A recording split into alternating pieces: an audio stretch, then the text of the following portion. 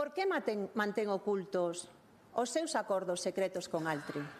Por que siguen ocultos baixo 7 chaves esos acordos? Sí, uns acordos que son tamén outro exemplo da mentira. Porque que fíxense, primeiro dixéronnos que non existían, a pesar de que os asinara o vicepresidente do seu goberno. Despois dixéronnos que a Xunta non coñece esa documentación porque forma parte dunha empresa privada da que a Xunta ten o 40% e na que estaba o seu vicepresidente. Dignos que non nos la poden enviar porque non coñecen esa documentación, pero vostede esta mesma semana di que coñece esos acordos.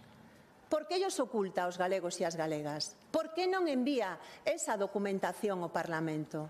Señor Rueda, está claro que nada teme, nada oculta. Que lle está ocultando aos galegos e as galegas?